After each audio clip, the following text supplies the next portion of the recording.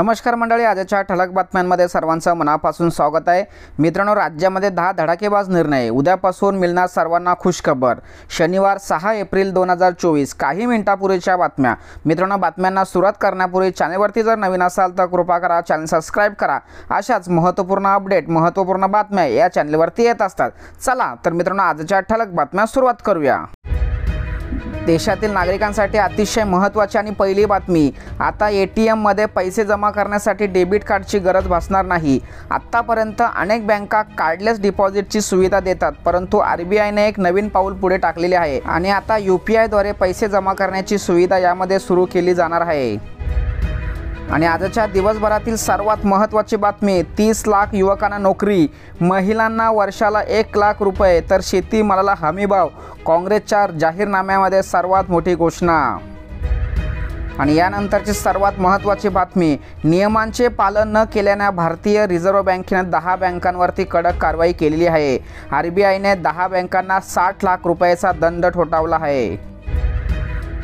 आणि राजकीय क्षेत्रातील सर्वात महत्त्वाची बातमी, प्रकाश आंबेडकरांनी मताचं विभाजन करू नये, उद्या खरोखरच संविधान बदललं तर जबाबदार कोण, पृथ्वीराज चव्हाण यांचा सवाल। आणि खाजगी क्षेत्रामध्ये काम करणाऱ्या नोकरदारांसाठी अतिशय महत्त्वाची बातमी, ज्या टीचरचे महिन्याचे पगार कोट्यवधी रुपये असायचे अशा टीचरांचं पगार झालं शून्य। बायजूस ट्यूशन कंपनीने सर्वांना बसवले घरी, वर्षभरात सर्व बिघडले। आणि ऐन लग्नासराईमध्ये सर्वात मोठी बातमी, ग्राहकांना दिलासा नाहीच, सोन्याने केला कहर। आजचे भाव 22 कॅरेटचे 64,800 तर 24 कॅरेटचे 69,990 रुपयांवरती सोनं गेलं। आणि आताच्या क्षणाची सर्वात महत्त्वाची बातमी, मुंबईतील कुख्यात डॉन अरुण गवळी यांना 10 जानेवारी 2006 रोजीच्या शासन निर्णयानुसार शिक्षेत सूट देण्याच्या मागणीवर 4 आठवड्यामध्ये निर्णय घ्यावा असा आदेश मुंबई उच्च न्यायालयाच्या नागपूर खंडपीठाने शुक्रवारी राज्य सरकारला दिला। आणि शिक्षण क्षेत्रातील सर्वात महत्त्वाची बातमी, NCERT करून 12वीच्या पुस्तकामध्ये बदल करण्यात आलेला आहे। बाबरी विध्वंसाचा उल्लेख हटविला तर राम मंदिराची निर्मिती याविषयी प्रकरण जोडले। आणि राजकीय क्षेत्रातील सर्वात महत्त्वाची बातमी, सुरेश उर्फ बाळामामा म्हात्रे यांची उमेदवारी जाहीर होताच म्हात्रेंच्या गोदामावरती MMRDA कडून कारवाईचा बडगा।